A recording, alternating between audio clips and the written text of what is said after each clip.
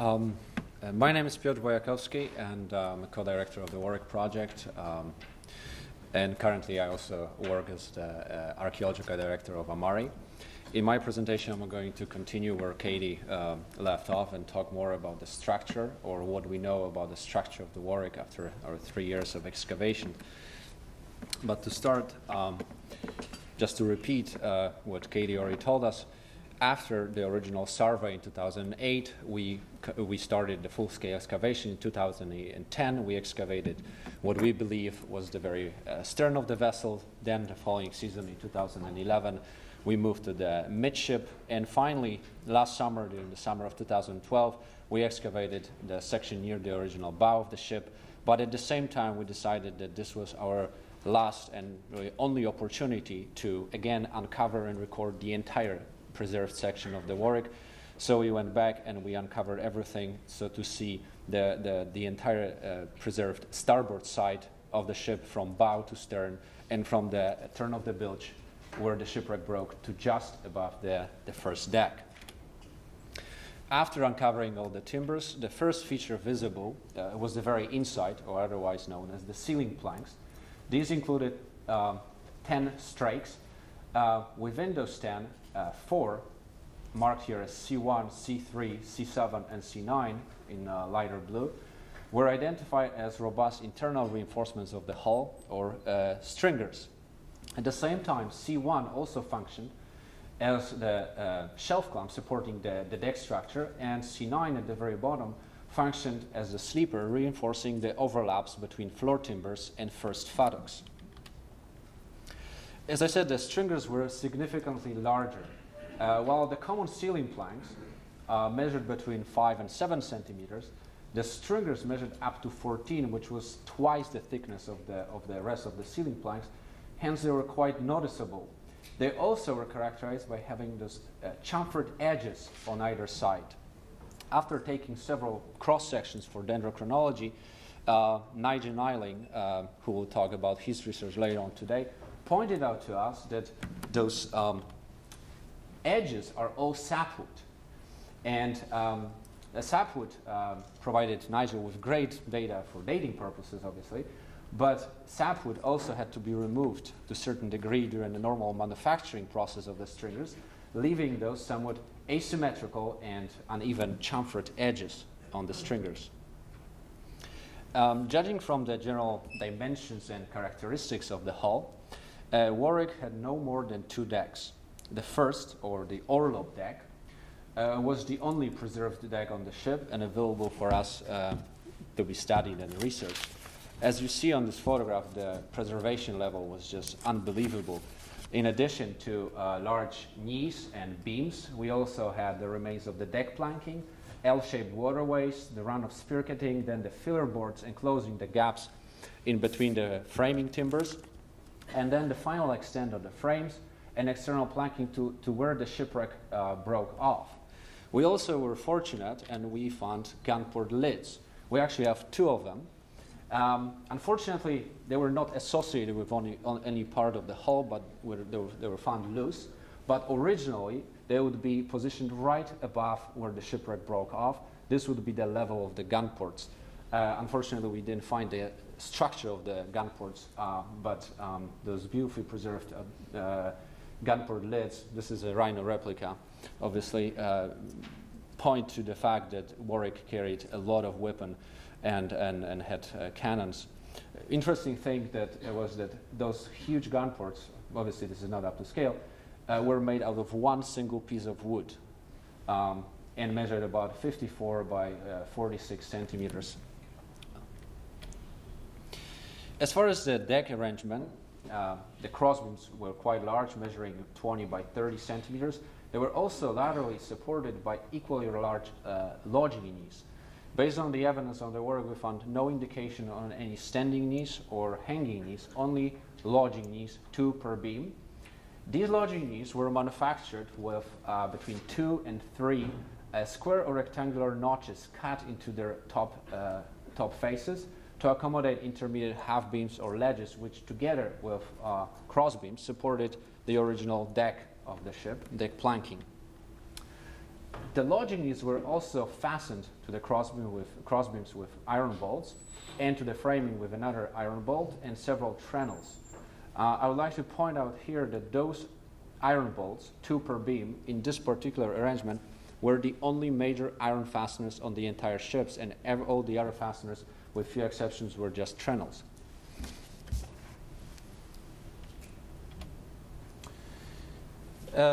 Even though quite deteriorated, the framing timbers of the ship had roughly, the timbers had roughly square cross sections and showed distinct overlapping. The arrangement between the timbers was rather loose, and as far as we could tell, we had at least first and second fattocks. This, however, was what we could tell after looking at the exposed visible framing, mostly at the very stern of the ship and a little bit at the bow. But as you see from the side plan, the majority of framing elements was actually invisible, being completely covered by very well preserved ceiling planks. The problem we faced was how to investigate the entire framing system of the ship without compromising the ceiling planks, which removal, as Katie mentioned, was out of question, as we didn't have the permission to do so. Simply put it, we could not disassemble any part of the hull during our research. But to study the framing, we asked, obviously, for help. We asked our old friend, Dr. Krumbach-Farov, our discussant today. He not only agreed to come and work with us in Bermuda, but he also taught us his slightly modified methodology of using long sleeve wires of bamboo skewers to, in a way, feel the framing timbers through the seams in the ceiling planks, as a methodology that Katie already described. We started off with trenails, and we literally had hundreds of trenails, which after very careful mapping provided a great deal of initial information. But after adding sort of the second level of analysis with the data gathered through the feeling with the wire flags, because that's what exactly we used simply the wires with highly visible orange flags, we could add actual molded and sided dimensions of most of the timbers and then simply map those points and connect the dots, producing this beautiful outline of the entire framing system of the ship. What we achieved here was a sort of representation or a X-ray view through the ceiling of each individual timber and the whole system. This system, this framing system on the Warwick, was characterized by 2 bands of overlap. One on the very bottom between floor timbers and first fattocks, and another one sort of in the middle between first fattocks and second fattocks. These overlaps were reinforced from inside by mentioned previously heavy stringers. In between the overlaps, however, the system was characterized by large gaps and quite loose design, with most of the timbers not even touching each other. And as far as we could tell, none of the framing timber was actually scarfed to one another, but rather they were held in place by being simply sandwiched in between heavy inside and heavy outside planking and fastened with trenails. It is quite interesting that the framing of the Warwick is almost exactly the same as what is known from the so-called Navy board models, proving that the system of the models is in fact correct and used on actual real 17th century ship. And this was highly debated in articles in Mariner's Mirror. Everyone was trying to prove that the models don't show actual framing of sailing vessels, but those are just models. For the first time, Warwick might actually suggest that it was otherwise, and that the models show exactly the system used on early 17th century ships. Here on the Warwick, the system had preserved system, had at least 5 overlapping sections in 3 major levels.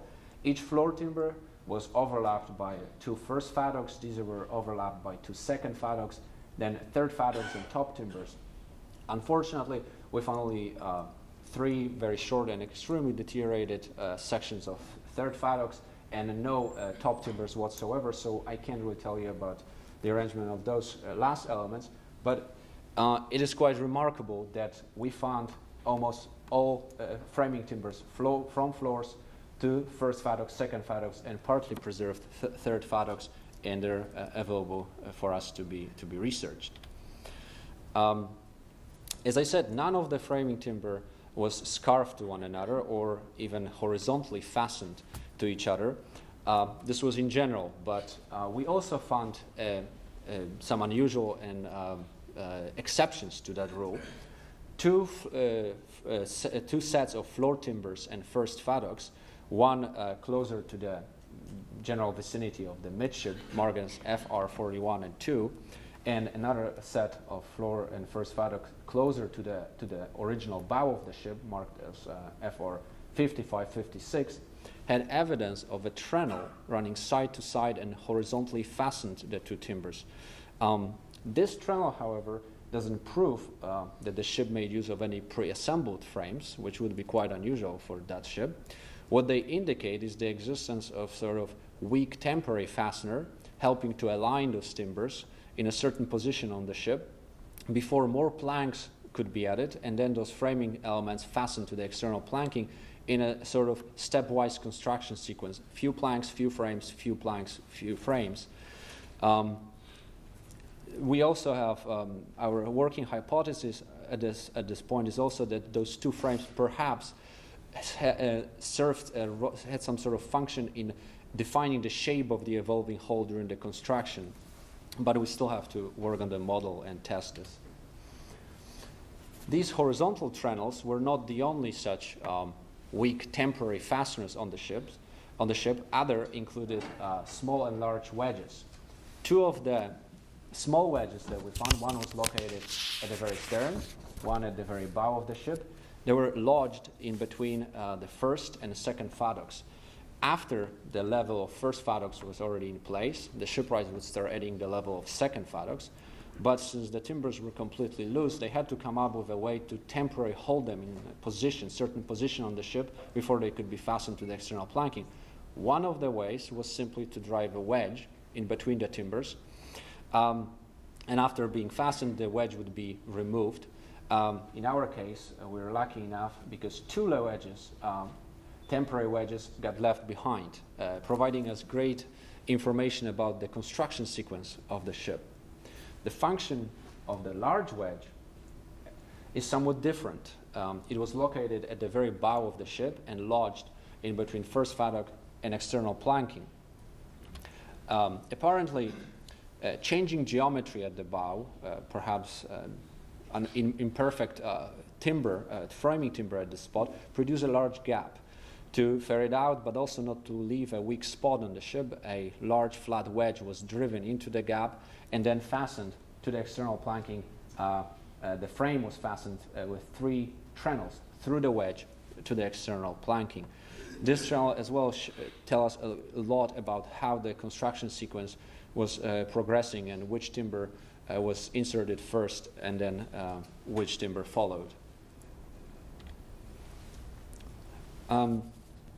When we started this project, the hull excavations, we knew that one of the most important tasks we simply had to accomplish was to recreate the geometry of the Warwick's hull. This was done by taking numerous profiles and linking those profiles later on with the web program into a 3D space, and Katie already covered that in her presentation.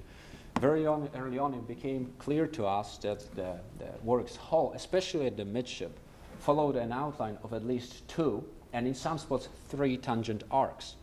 The combination of those arcs, particularly turn of the bilge and faddock arc, also showed us where we were on the ship, as these two arcs in this particular arrangement showed us that we indeed had the turn of the bilge of the ship, and that the shipwreck was preserved all the way to the first deck, and not that we had some other part of the ship that was much higher up on the vessel. After recording and drawing everything into 1:10 scale on Mylar underwater, we transferred each profile, all the drawings, into Rhinoceros software, which is a very capable 3D modeling programs, which allowed us, actually this profile that we drew, everything was recorded to the inside, as we didn't have the access to the outside of the ship, to the ceiling planks. This profile is profile 01, is one of the original profiles from the midship of the vessel along frame FR18, which was designation for the second fathock of this frame. The first arc represents the turn of the bilge arc. The second, much larger, represents the fathock arc. And then some profiles, this profile 01 also had a partial third arc, or maximum breadth arc. All arcs are tangent to each other, they touch, and indicating hull molding with the hulling down mechanism of changing geometry from section to section. The radius of the largest fathock arc is about slightly more, actually, than twice the radius of the first or turn of the bilge arc. Now, after recording this on a ship that is on the seafloor, we could, thanks to mostly Rhino, turn this and put it into right position on the ship. As we already can tell that the Warwick's hull corresponded to a 3-arc design method with the first turn of the bilge arc, fathock arc, maximum breadth arc. This system, originally described and beautifully illustrated in a manuscript by late 16th century shipwright Matthew Baker, dictated the hull form of English ships from at least 16th to 18th century. It also marked an important departure from the art of building ships sort of by eye into more geometrical and scientific way of first designing the ships, and it's shown on the illustration from the manuscript, and then building those ships later on in the yards. Here on the Warwick, we still have to work out some kinks and find the correct manuscript, or perhaps correct folio of the manuscript, to find the formula to calculate the breadth of the flat floor, which is missing on the Warwick, and then the correlations between different arcs, and then when we finally have the midship frame, or the widest section, to calculate the maximum breadth at midship. So there's still lots of work for us. But now, by having enough profiles and linking those profiles into 3D space, we also hope that very soon we'll be able to find, as I said, the widest section of the ship, which will correspond to the master frame. Because all the frames are identical to each other, there's no easy way to tell which frame is master frame. The only way is to find the widest section, and most likely this will be a master frame on the ship. But also we want to recreate the complex geometry of the Warwick's hull, forward and aft, including narrowing and rising at each consecutive section. And finally, put all this data, transfer this data to other naval architecture, naval engineering programs, and finally create the lines of the ship. In that, we'll follow almost identical methodology to what Dr. John Adams did to recreate the lines for the Sea Venture, picture to the left. This will allow us not only to calculate the displacement, test the stability, perhaps even sailing capabilities, but most of all, this will allow us to compare Warwick and Sea Venture side by side, or to compare Warwick with other similar vessels of the period side by side, obviously vessels for which such data will be available, producing, I believe, even more interesting research questions or thesis for numerous students in the future. Going back to the most external portion of the hull, the preserved section constituted 15 strakes of external planking, with two, marked here P1 and P4, being significantly narrower and thicker, and identify as robust external reinforcements of the hull, or stringers. Whales, I'm sorry. Whales. P4 being the first, P1 being the second whale. At the same time, some of the bottom planks also showed evidence that originally they were charred from inside. This was done during construction when large planks were heated over fire or scorched from inside to make wood more flexible. And at the very aft end, we also found evidence that originally the external planking of the vessel was composed of 3 unique layers. Right beneath the first layer of planking, we found evidence of the second, equally thick layer of planking. And to our surprise, we also noticed, it was actually deeply buried in the sand, we also found evidence of short boards, extremely deteriorated, of third layer of thin sacrificial sheathing. Each layer of planking was separated from the next one with tightly compacted caulking material, which was a mixture of, in general, a mixture of animals' hair, mostly cow's hair, and tar, black tar. So in essence, when you think about it, the external skin of the vessel was composed of actual 5 layers. First layer of planking, layer of caulking, second layer of planking, second layer of planking, second layer of caulking, and then final sheathing. This was about 15 centimeters of external protection of the hull. This is unusual when you think about your general ship designed or built for the North Sea or Baltics. But if you want to send a ship to warm tropical waters for extended voyage, you want this level of protection. This is your insurance policy that the ship is not going to get eaten by torpedo worms somewhere in Southeast Asia or Bermuda, but it actually will come back. Unless there is a hurricane.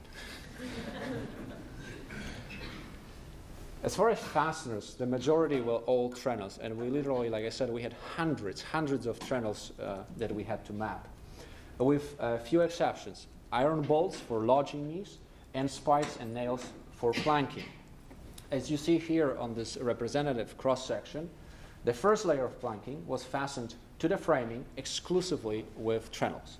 The second layer of planking was fastened through to the first layer with iron spikes, and through the first layer to framing again with trenails.